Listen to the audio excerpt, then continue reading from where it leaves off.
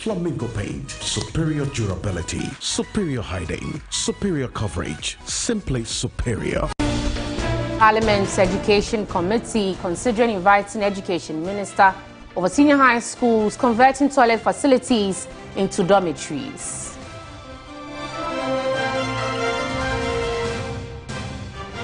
Also this evening, residents of Glife, a suburb of Dansoman in the Accra, concerned about discovery of new mosquito breed in the community.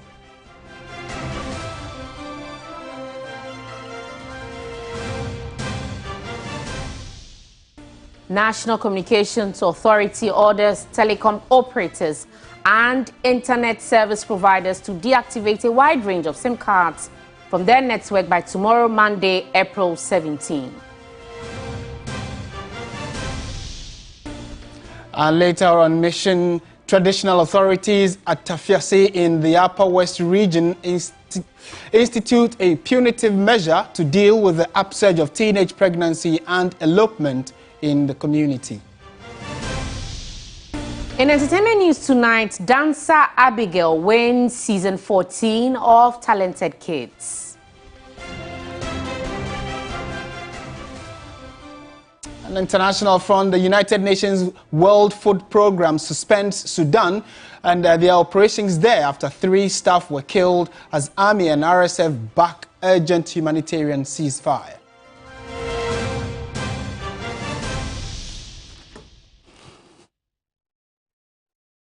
Details of all these stories and more. Do stay with us. Let's get into the details now. The details tonight. Parliament's Education Committee is considering inviting the Minister of Education to respond to concerns some senior high schools are converting toilet facilities into dormitories for students due to accommodation challenges. It follows the interdiction of headmaster and senior housemasters of the Ghana Senior High School in Tamale over a viral video which captured some students using toilet cubicles as dormitories. Challenges in some senior high schools in Ghana are well documented. It is for this reason the double-track system was introduced in the 2018-2019 academic year to house the numbers under the free senior high school program. However, government says it is phasing out the system because the infrastructure challenges are being fixed. But there are still schools battling serious challenges. One of them is the Ghana Senior High School in Tamale. Some students have been forced to use toilet cubicles as dormitories. Days after the video showing the plight of the students there went viral, the Ghana Education Service has interdicted the headmaster and senior housemaster. A statement signed by Public Relations Officer Cassandra Chum Ampofo noted the Regional Director of Education is to ensure a report of the investigation is presented in 2 weeks.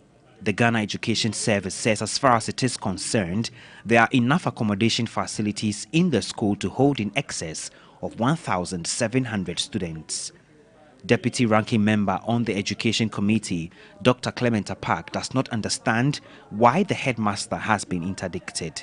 The decision to conduct an investigation is in the right direction.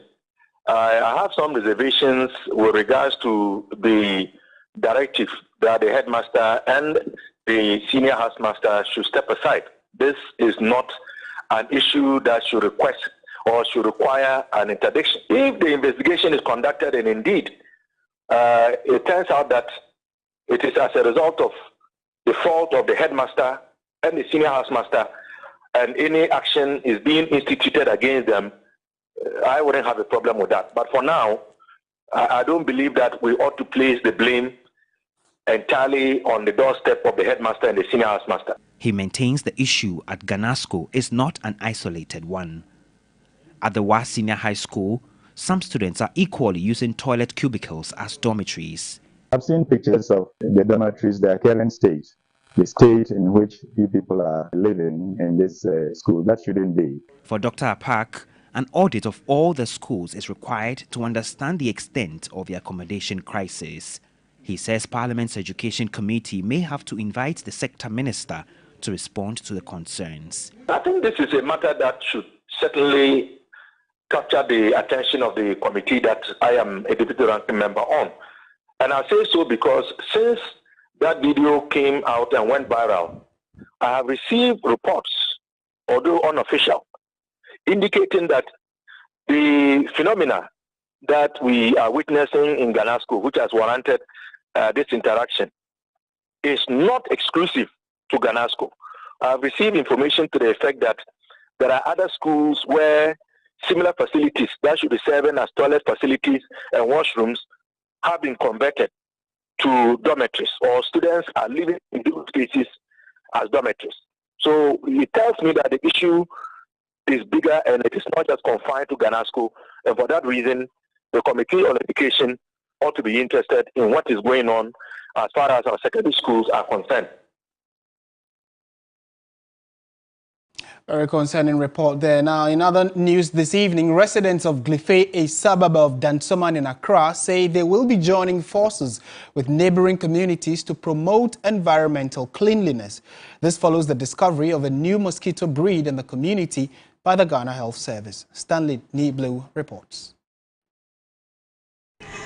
Ghana is the latest country to have confirmed the invasion of the new mosquito breed, the Anopheles stevensii, after Ethiopia, Djibouti, Somalia, Sudan and Nigeria.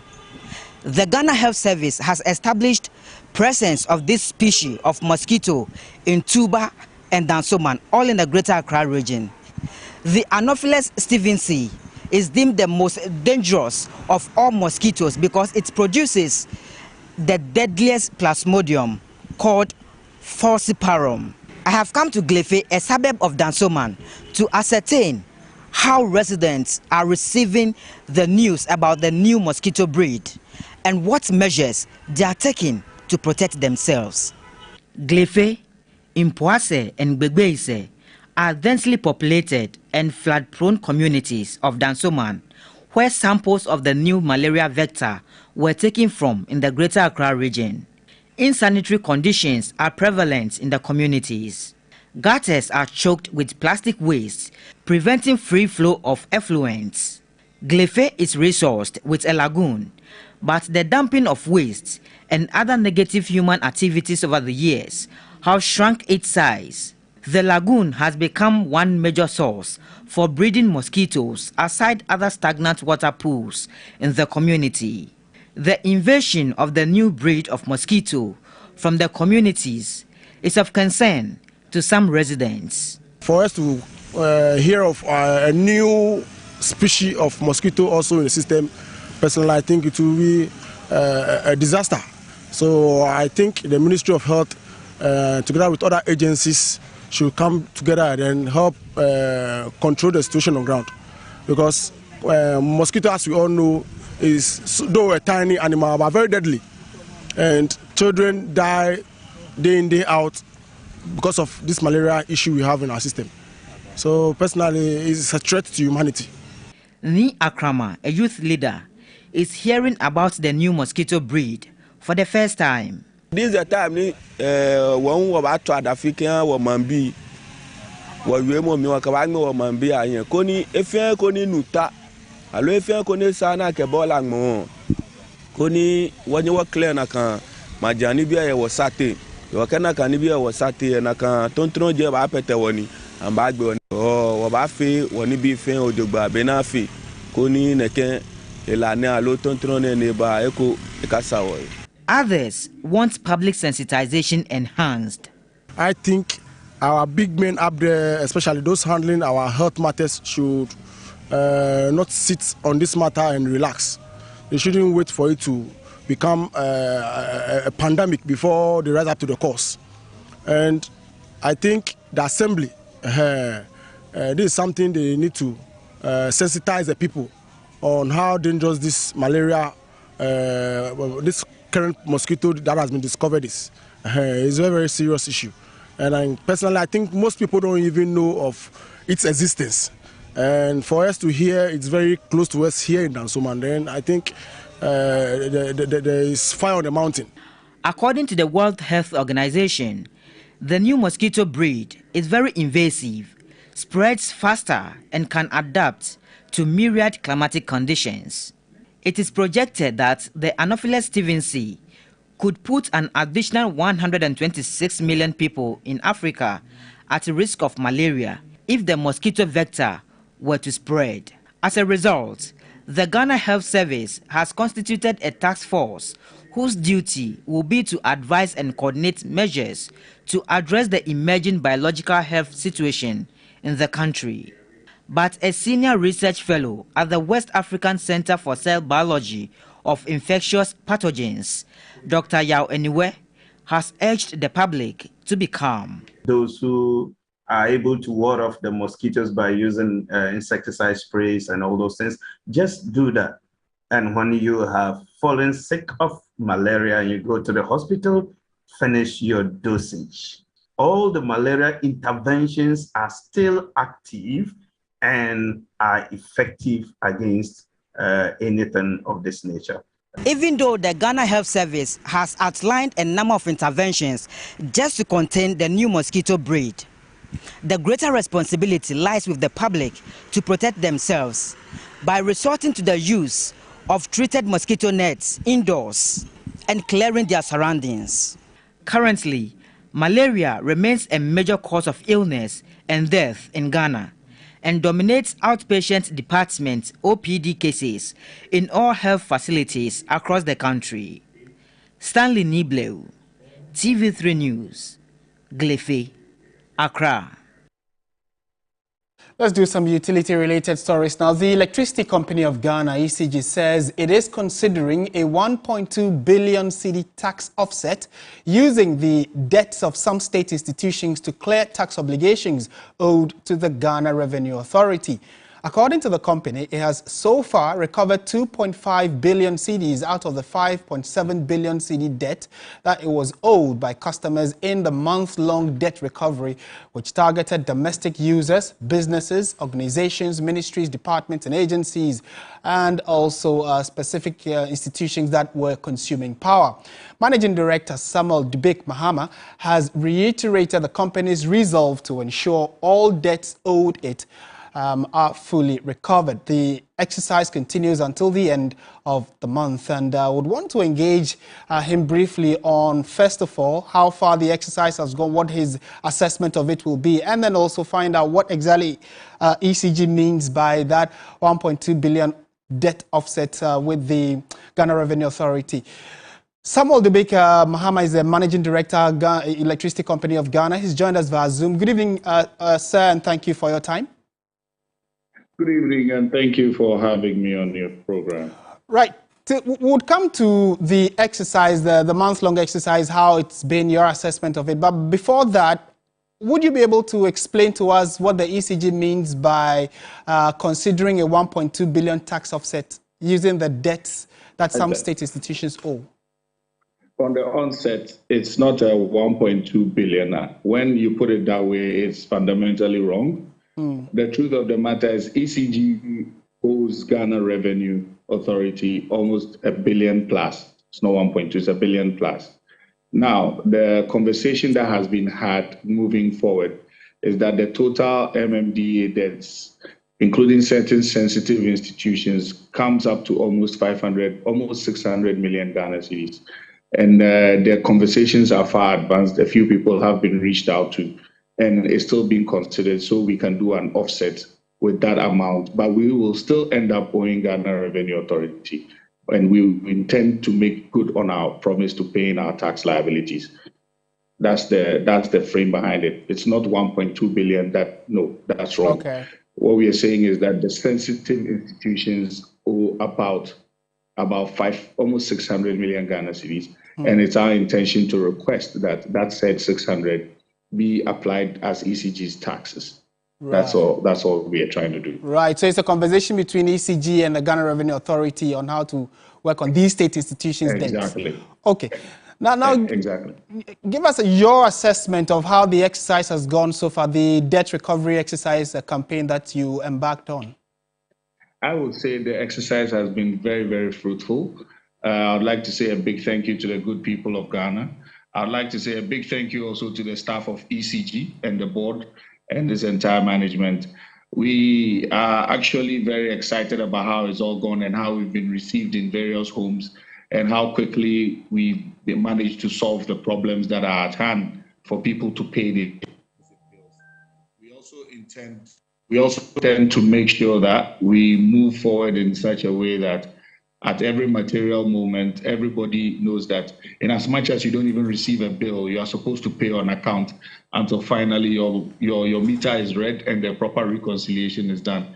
Because in certain parts of the world, meters are read only twice a year. You pay what is on your last bill constantly until it is read for the reconciliation to be done. So we intend to intensify that campaign and that message. But I would like to say a big thank you to all those who are participating in the exercise and all those who are paying and those who've given us a deadline for this week to pay off their final debts. And what were the reasons some of the state institutions were giving you regarding why they were in debt? The truth of the matter is you cannot pick and choose what you pay and what you don't pay. I just think it's I don't want us to go into individual cases and what one said. All I just have to say is that we are at a point in our lives where, as a country, we need to start prioritizing the payment of our utility bills, irrespective of what institution we are. The fact is that you enjoy a certain service, you demand a top quality service from the service provider. So whatever is due them, do not look at the lapses in their service provision to say because of that you're not going to pay for the service. Because if you accrue a bill, guess what? It will definitely catch up with you. And when it catches up with you, are you expecting to still enjoy the service while you owe, or do you go off until you make do on your payments? So that's where we want the conversation to go. And I think we've had an overwhelming support from all of these institutions, and the conversation has been very good. Right, two final questions before you take leave of us. First, we monitored the entire exercise nationwide, and we also noticed that there were concerns of fake meters that have been installed in certain institutions and homes. How has this impacted generally the operations of ECG? It has impacted in a very, very negative way because it has led to a high loss of revenue because we don't know how these meters got onto the market. ECG is the only company that is supposed to provide these meters, but some people have found a way of bringing these meters onto the market. And by the continuous use of these meters by people who are not on ECG's network, it means that that means that basically our customer numbers are wrong because we were not the ones who gave them power, so we were not the ones who captured them. So this has led to some massive loss of revenue, and that's the next thing that we need to tackle and tackle quickly. And we are going to tackle that through the program we launched, which is called the Loss Reduction Program, where the meter factories are supposed to be assigned to regions, and so they tackle all of these new service connections, faulty meters, fake meters, replacement of all of them, and then also ultimately replacing all postpaid meters within those areas. Right, and finally, we know that utility issues are more like a chicken and egg. Citizens will want constant, reliable power. You would also want your revenues paid to you. What is the assurance now that you have made some significant progress with recovering your debt? What's the assurance that you're going to be reliable in your supply of power to the citizenry?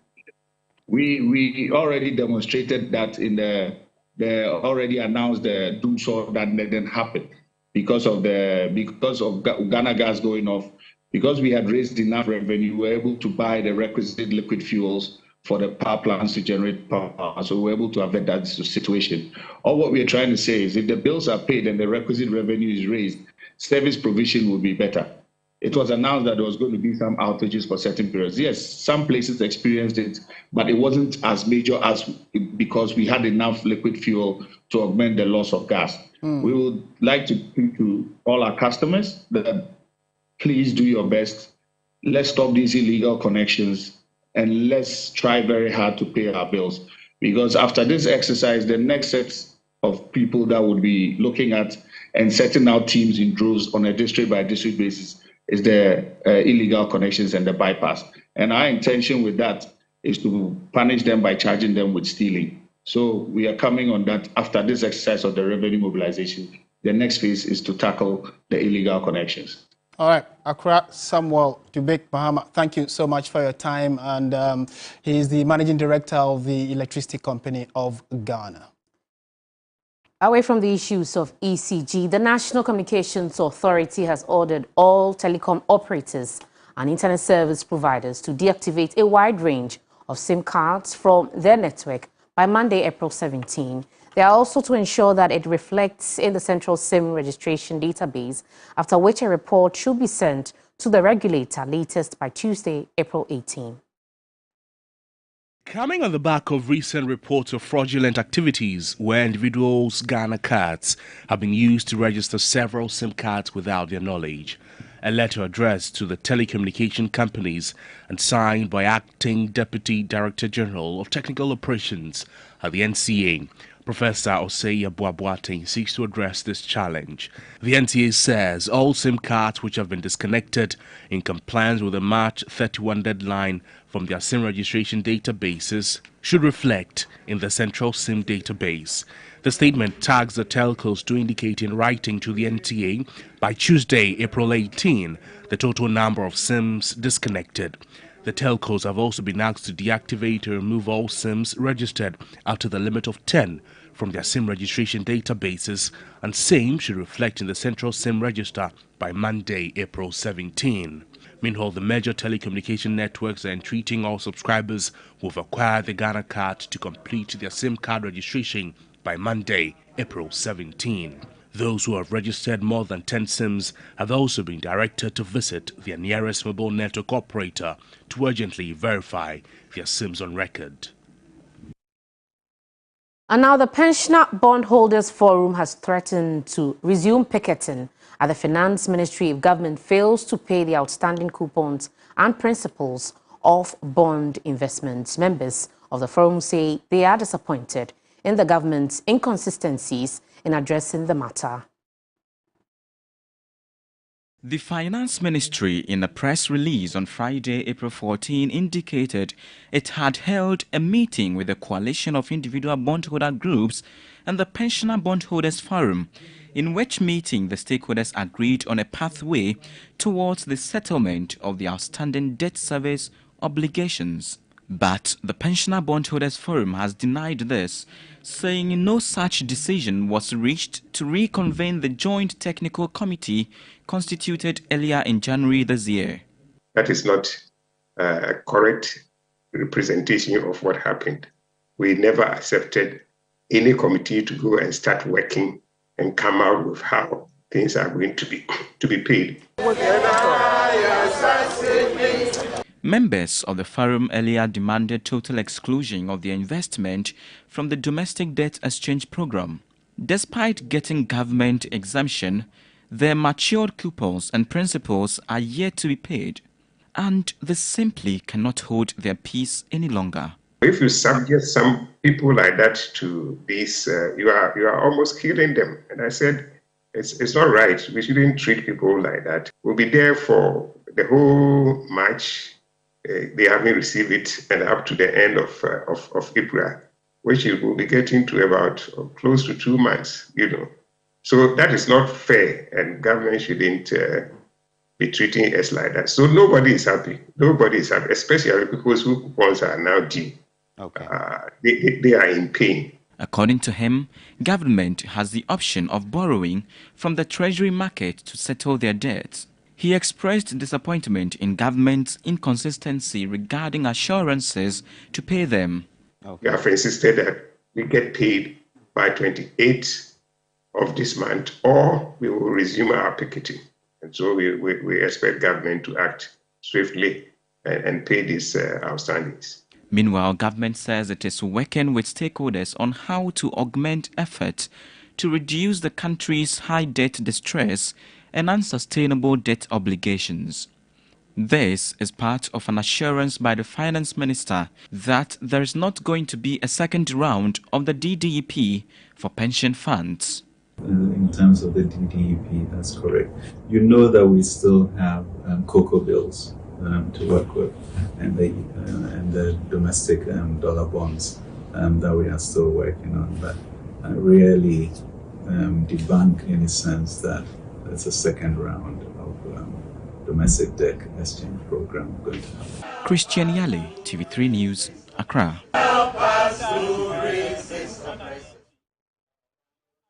It is a move it is a move that the World Health Organization hopes would safeguard countries like Ghana against losing their best health personnel. But it seems that the red list and the latest decision by the United Kingdom to limit the targeted recruitment will have the opposite effect, as health workers are bent on seeking greener pastures by all means possible. Judith Awachitando explores the subject in detail. Hard authorities, both locally and globally, may try to mitigate brain drain of health professionals through policy, the more pushbacks they get. A 2016 World Bank report shows the chief push factor for the exodus of health professionals from African countries to seek greener pastures elsewhere is poor conditions of service. Evidently, health professionals in Ghana never miss a moment to remind the government how they're losing their best talent year in, year out due to deteriorating conditions of service.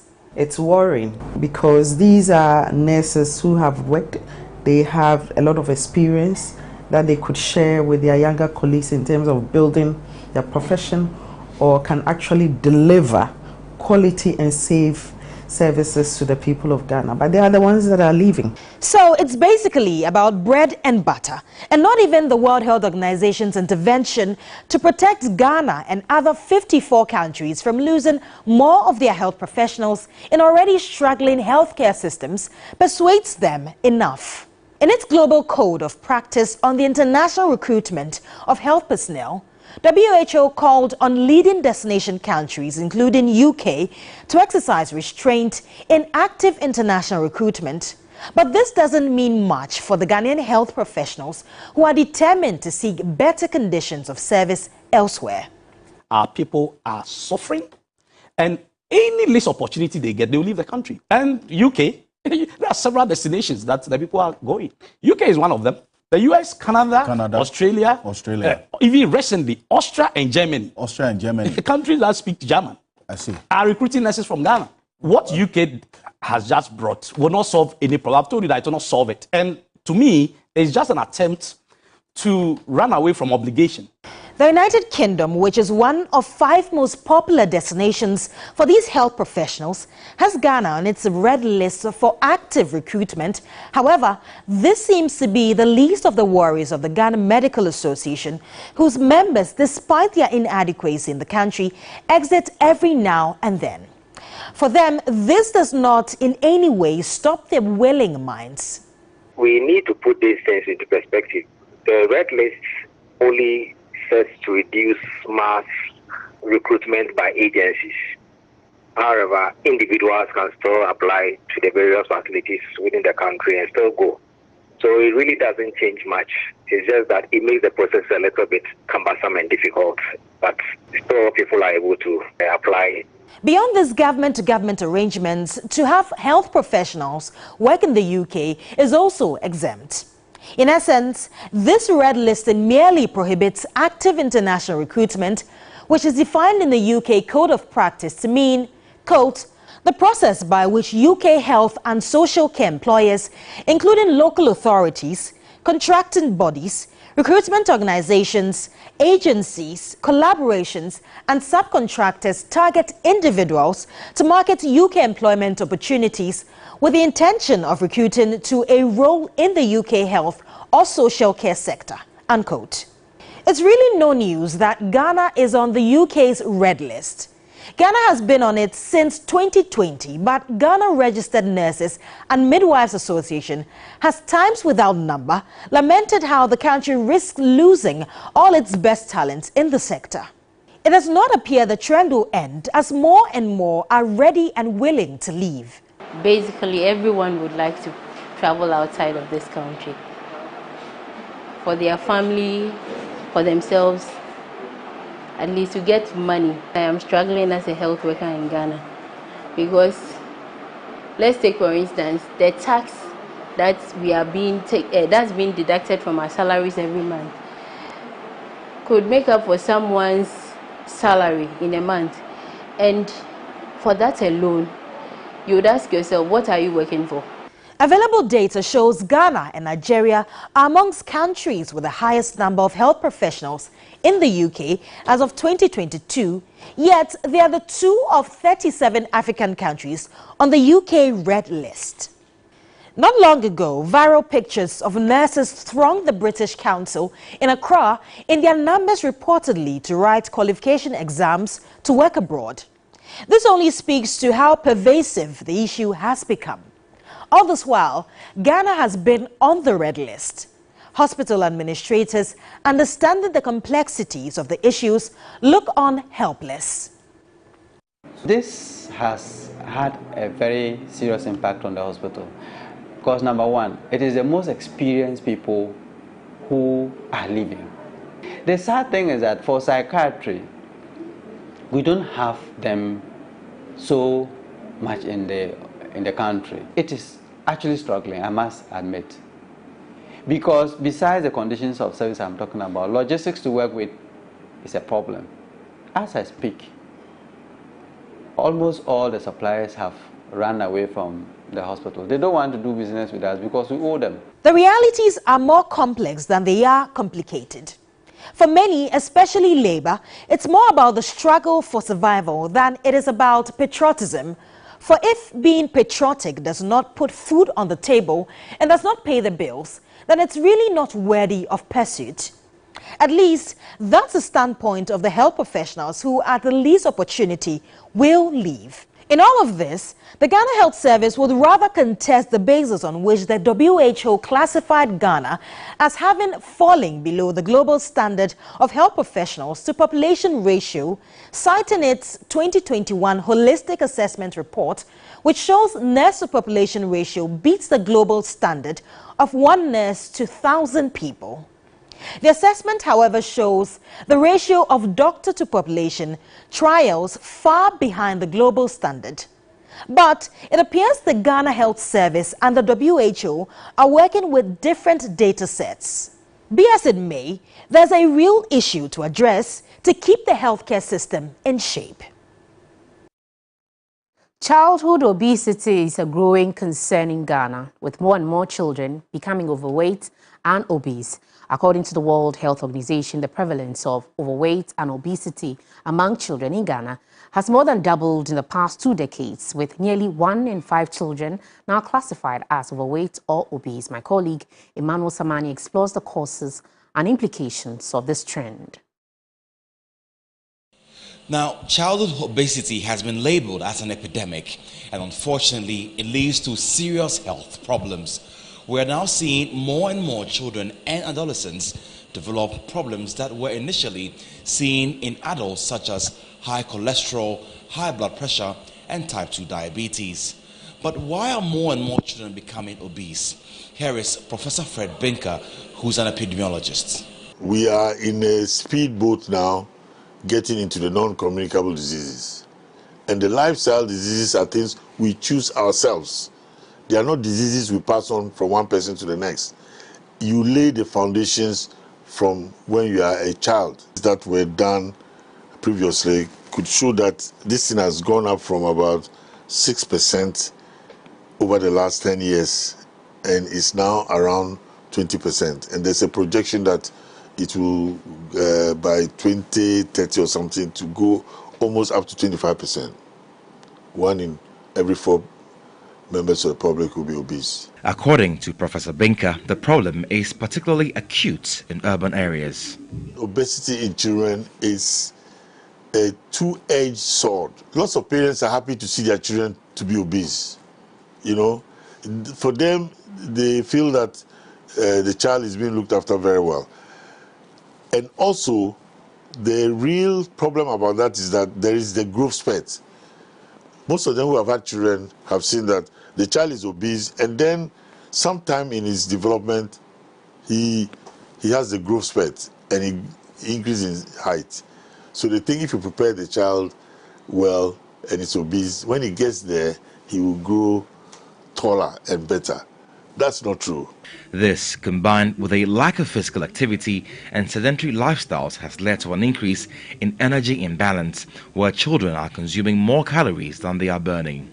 Childhood obesity is on the rise and is very prevalent. Currently, between the ages of 5 and 19, we have over 60 million children who are obese. And below the age of 5 years, we have over 41 million who are also obese. Dr. Anna Fukwabeidu is a pediatrician at the Korle Bu Teaching Hospital in Accra. According to her, childhood obesity can have serious implications for a child's physical and mental health. Earlier incidents of having diabetes mellitus, which is like having problems with your sugar management. So we have obese children coming in who are insulin resistant. We do have children who have hypertension, which is sad because hypertension is chronic and is lifelong. So if you're going to develop it when you're a child, that's a problem. We have so many other problems like dyslipidemia. That's when they have issues with their cholesterol. Can cause a lot of joint pains. Because when you take your knees, for example, they actually carry the weight of the body. So if you are big, there's a lot of pressure on the knees. So they end up having some kind of bone pain, joint pain. Some even have certain deformities of the lower limbs just because of the sheer weight that they are carrying. So what can be done to address this growing crisis? Dr. Fukwabeidu says a multi-pronged approach is needed. It's 80% diet, 20% exercise. One of the culprits that we have found in obesity is screen time, increasing screen time. Because now kids are on their phones, they are on their tablets, they are playing games, and they are just seated at one place, what we call the sedentary lifestyle. So they need to exercise. So you can ride a bicycle, you can swim, just dance, play around. These are all ways that kids can be active. Childhood obesity is a growing health crisis in Ghana with serious health implications for the physical and mental well-being of our children. While the causes of these issues are complex, it is clear that action is needed to address this trend and promote healthier lifestyles for our youth. By working together and implementing evidence-based solutions, we can help our children grow up healthy and thrive in the years to come. Emmanuel Samani, TV3 News, Korle Bu, Accra.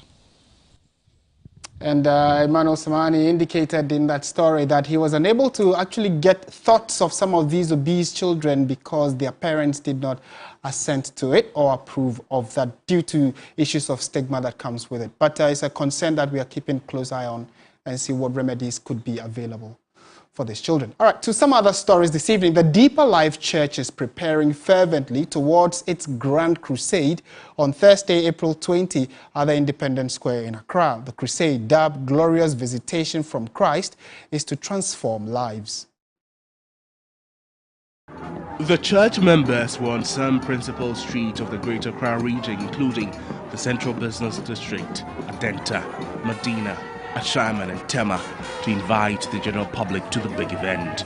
They also shared tracts. If you are talking about nation building, it is not all about people, but you are talking about people with character. If you have millions of people in the country but with defective characters and all of that, you're going nowhere. So this is where a program like this is so important, to build up real men and women of character who will eschew corruption, who will be God-fearing, and will make sure that they respect resources of the country and do well, mean well, think well, decide well, all in the interest of this nation. The event is expected to host various sessions, including training of church leaders as well as developing young people in career choices for free. Impact Academy for youth. All such people are people we are targeting to equip, essentially to do well in life. Yes, so we have dubbed it Upward to Higher Heights. So essentially our goal is to build youth who will not just be mediocres. This program, which is going to happen right from the 21st of April to the 25th of April, taking place right at the Oil Dome, Ahimfie or Royal House Chapel, is promising to equip all church leaders and professionals to do more so that we can bring in more people into the kingdom of God. Stay with us here on News 360. We have Mission coming up next.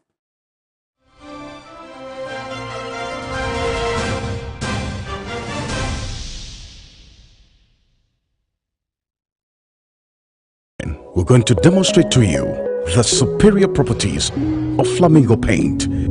as compared to other paint brands on the market. We take equal quantities of Flamingo paint and this ordinary paint. We then dilute them with water. And now, let the test begin. The gentleman on the left is going to apply the ordinary paint, and the gentleman on my right will use the Flamingo Superior paint. As you can clearly see, Flamingo has the obvious better hiding. Furthermore, Flamingo has painted a much larger area. You know, 1 bucket of Flamingo paint is equal to several buckets of any other paint brand on the market. Flamingo paint is made with superior formulation to give superior durability, superior hiding, superior coverage. Flamingo paint, simply superior.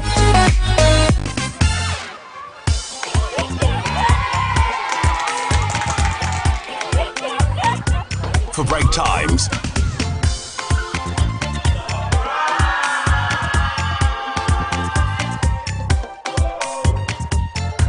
for party times,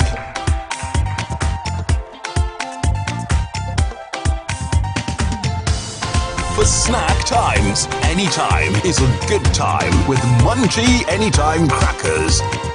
This outfit is FDA.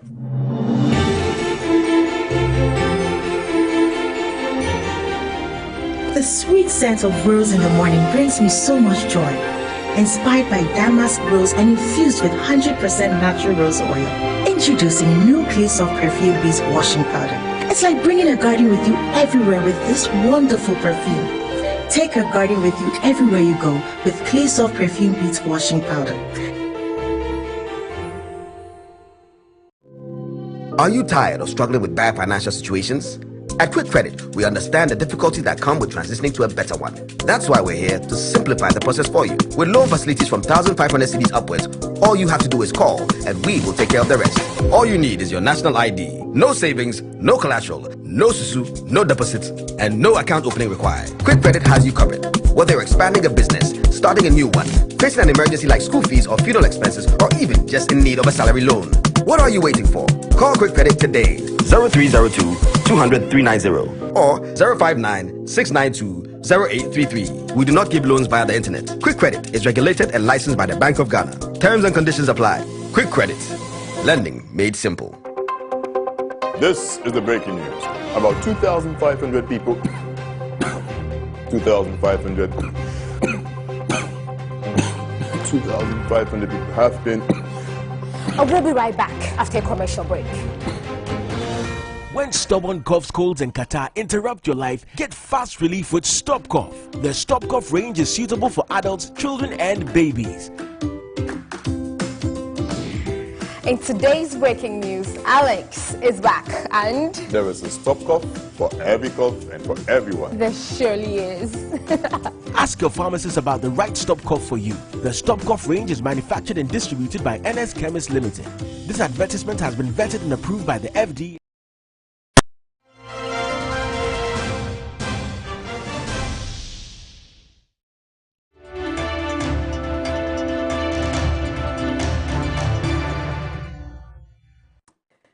Welcome back to News 360. It is now time for Mission. Mission is supported by Star Ghana Foundation with thanks to FCDO. Traditional authorities at Tafiase in the Sisala East Municipality of the Upper West Region have instituted punitive measures to deal with the upsurge of teenage pregnancy and elopement in the community. Men who impregnate or elope with young girls face dire penalties, including pacifying the land. Tafiase is about an hour's drive from Tumu, the Sisala East municipal capital. The community has a school attended by pupils from 4 communities. Girls' enrollment here is encouraging. This is after teachers prioritize the protection of the girls in school from external influence. Teachers say teenage pregnancy, child marriage, and elopement, which used to be a common phenomenon, have destroyed the education of several teenage girls and rendered many single parents. The emergence of the coronavirus pandemic worsened their situation following the shutdown of schools across the country. Over the past year, when I came here, 2018, There hadn't been any successive term without at least 2 or 3 children getting pregnant and being eloped from the school. So the following year, 2019, we tried curbing it, but unfortunately, the COVID came in and interfered. And more unfortunately, during the season, we had as many as 8 girls that were eloped. Before we even returned, one had already delivered. But that one never stayed me away. I accepted them. They were in the school until they graduated. Teachers had to persuade the traditional authority to intervene. The move resulted in the institution of some punitive measures against men who indulge in acts detrimental to the development and growth of the girl child. They came out with their measures that anybody involved in impregnating any of their children, they are not just going to take physical cash, but they will take some animals for purification. And it stares away some people, because when you're talking about purification in our tradition, it means a lot. At times you may even lose your life. Oh yes. So because of that, many people now are very scared. Parents who shirk their responsibilities are also to be held liable by the traditional authorities. Especially the parent of the girls. Initially when we were fighting it, a girl could be eloped in an attempt of retrieving the girl back. Then the parents of the girl would remain adamant. So at a point in time, the head teacher was seen to be the evil, as well as the PTA executives, who were seen enemies to the elopers. So there we made the community leadership and told them, we are now hypocrites, because we want the children to go to school, meanwhile their parents don't want those children to go to school. So it was based on that. Then they said, then if that is the case, they will put the children in the hands of the parents. Now, as we said, any child that gets pregnant or being eloped by any other person, it is the parent that will be taxed to bring the person. Salifu Alidu Lariba is the chairman for the school's Parents-Teacher Association. Just like it's happening in other places, they also have a law that if a man or a male should impregnate a schoolgirl or the girl child, then you are fined 1,500 cedis. As a community, what they do is that if they realize that a young man impregnates a schoolgirl or is disturbing a schoolgirl, they call that person, they advise him, and then they also warn him to desist from such acts. The municipal chief executive for Sisala East, Fuseni Yakubu Baton, is in support of the measures taken by the traditional authority. As it is, the emerging challenges are always different, and within the period too. Maybe because of the COVID, they took advantage of it. We are not in school, and they were going down. And now COVID is not there, but yet we still have them being pregnant and being eloped and all those things. And like I said, if we enforce our bylaws at every community, we should be able to reduce this menace. Despite the success chalked in protecting the girl child to be in school, other factors militate against their stay. The difficulty in accessing sanitary pads by the girls during menstruation hinders some of them from staying in school. But the existence of a girls' club in the school is addressing some of the challenges. The pupils have resolved not to give in to pressures from young men in the community. Seydou Latifa is the president for the girls' club. You can have a boyfriend, but when the boy is also the same class as you, and the boy know math, and you don't know the subject, you can go to the boy and say he should teach you. But if the boy just started behaving like come to my house or something else, just leave the boy. Parents say they are committed to their responsibility, and the school authorities want all stakeholders in education to work together to harness the full development and growth of the girl child. Stanley Ni Blewi, TV3 News, Tafiase, Sisala East. That's it for Mission this evening. Mission is supported by Star Ghana Foundation with thanks to FCDO. Up next is sports. Sports segment is brought to you by Gentleman Cosmetic Range.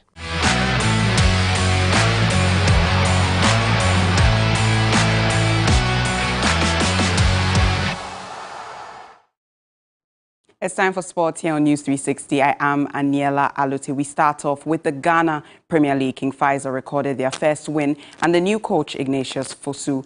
The Inshallah boys came from a goal down to earn a 2-1 victory against Dreams FC at the Kwame Chase Sports Complex. Raj, but it comes to Mohamed, and that's the first goal. Easily picking up his spot, beating the goalkeeper in the process. Mohamed Abubakar registers the first goal for Dreams Football Club. This is dazzling. Amazing hit here. Will continue to flow. And it's Abdullah beating. King Faisal now coming close into the 18-yard box. He goes on his marker, sets up the pass, appeals for the penalty, and that's the goal!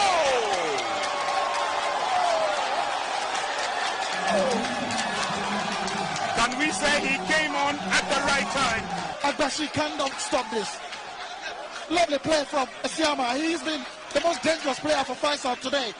But then he picks the pass and is bubbling in there. He gets to Baba and he finishes with a flourish. Super finish. Foul committed by Ejenim Boateng Mensah. Yeah, okay, we'll look at it. Yeah, yes. Skip pass. Ejenim. Now this is a dangerous situation for Dreams FC. They would have to defend. There's a lot of movement in the 18-yard box. The header is on across the front. Sublime! This is wonderful. He had been probing since he came on. And it's no wonder, no doubt, that Fatau Mohammed sets the stadium ablaze with his goal. The delivery from Suraj here. And just look at the defense. Couldn't deal with it. And the header from Aliyah. Super finish. Proceeding to the English Premier League, Arsenal's title hopes. The Gunners threw away a 2-goal advantage. Last week, it was against Liverpool at Anfield, and this week, it was against West Ham at London Stadium. Meanwhile, Manchester United's Anthony recorded a goal and an assist as the Red Devils cruised to a 2-0 victory at City Ground. Saka, Partey was a clever cushion layoff. This is excellent from Arsenal. Brilliant. Gabriel Jesus. Pressure. What pressure? Afternoon for West Ham United. Tierney back for Martinelli. He's showing no ill effects of that knock that he picked up. It's a great ball in. Odegaard makes it 2. A lightning quick start from Arsenal. And for West Ham, it's all going wrong again. According to the officials, and Said Benrahma has the chance to get West Ham United back into this game. Scored at Arsenal earlier this season. Can he score against them again? He can. Half an hour of Arsenal dominance, but they now only have a 1-goal lead to show for it. It goes without saying, the next goal in this game, the way that it is set up at the moment, absolutely crucial. Not necessarily just to what happens today. It's a good ball over the top. Aaron Ramsdale appeals in vain for an offside flag that doesn't come up. Bowen arrows one in. It's another pivotal moment in the title race. Heading over to boxing, Ghana's super middleweight boxing prodigy, Sena Agbeko, has been denied a license by the Nevada State Athletic Commission, ending his chances of challenging for the WBA championship. He reacted to the decision in an interview with my colleague Peter Kwao Adoto. Sena, the African assassin Agbeko, was attempting to unseat David Morrell as the WBA champion on Saturday, April 22, to improve his record of 27 victories and 2 losses. The decision to refuse him the license to fight in Nevada was based on a medical condition, but the boxer has disputed the claims. I did all my tests, my eye test, my blood test, my physical, and then my MRI.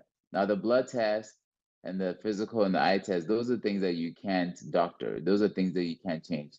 But the MRI scan is very subjective. So the initial doctor from the commission who reviewed the scan never said that I wasn't clear to fight. All he said was that he needs a second opinion on the scan, because he said that he claimed that there was a small spot on the scan and he wasn't sure what the spot was. A neurosurgeon with more than 35 years of experience, Dr. Michael Sake's report on the boxer's MRI appears to support the boxer. He looks at the scan and he's like, hey, I have reviewed the scan very closely and I'm not sure if I see anything on there. I don't think you have any problem. I don't know why they're bringing you to me for this review. As far as I'm concerned, there's nothing. You're perfectly healthy and this match should proceed. But that will be all for sports this evening. I am Aniela Alote. Up next is entertainment news. Entertainment news segment is brought to you by Awake Purified Drinking Water and powered by 3 Entertainment.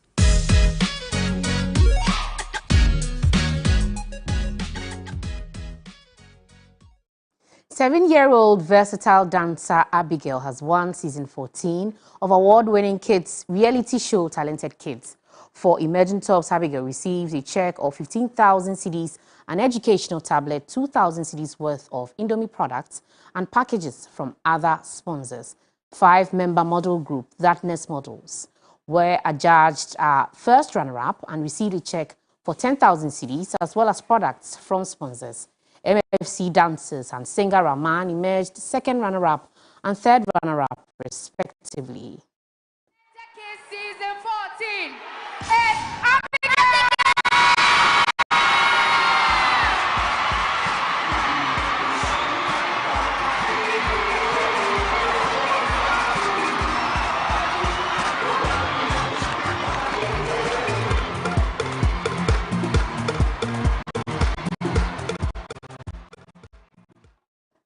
Huge congratulations to Abigail. Now, 3 Entertainment also caught up with some fans and the trainer of Abigail right after the show.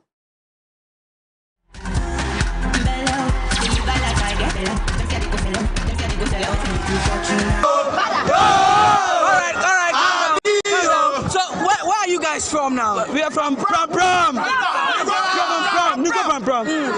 How does it feel to know that this young girl from your place just came and conquered it all? The thing is like, it's so amazing. I can't even know how to celebrate Abigail because I know Abigail from, no Abigail, I can't even, the thing is, I'm speechless. Since the start of the season, she has been the best, and we all knew this was going to happen. So we are so much excited, we are so much fired up, and we are going to celebrate tonight. St. George in the building, What do you think did the magic for Abigail tonight? We've been watching Abigail for some weeks now, and she's been performing. You can't deceive nature, and that's the moment. She won it, and she deserved it. Everybody knows she deserved it. That's why she's the champion. She will be a champion.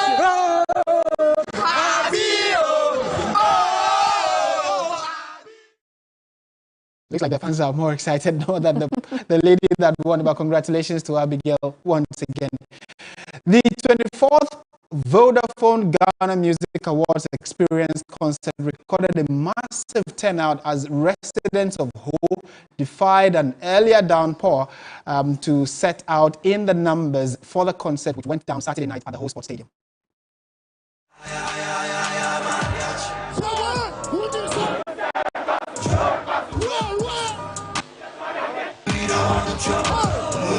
Started on a good note and ended on a good note. As you can see, everything.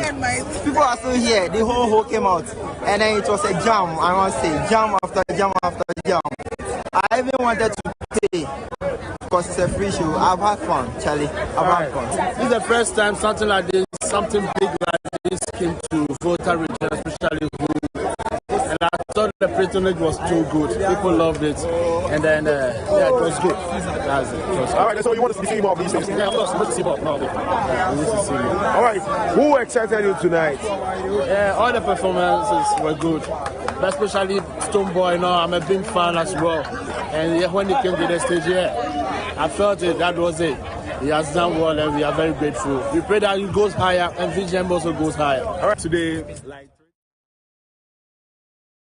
The United Nations World Food Programme WFP has temporarily halted all operations in Sudan after 3 of its employees were killed in clashes between the Sudanese army and the paramilitary Rapid Support Forces RSF. The deaths happened during violence in Kapkabia in North Darfur, and 2 other workers were injured. The 2 sides in the conflict in Sudan have agreed to a temporary ceasefire so that urgent humanitarian cases can be brought to safety. Sudan's army has been trying to reassert control after a power struggle erupted into clashes that killed 56 civilians and dozens of fighters. And that's it for the bulletin. Thank you very much for watching. Our website 3news.com has many more stories for you. I am Martin Asiedu-Date. My name is Aisha Yakubu Hale. Date Rush is up next.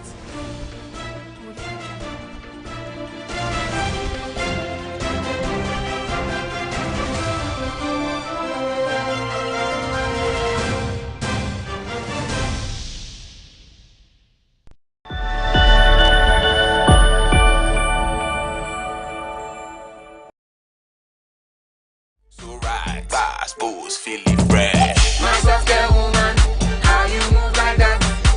Oh, software woman, how you feel they go like that? My software woman, I just started over me. My Soft Care Petal Cares. Great new design. Fit right. Reducing friction by 70%.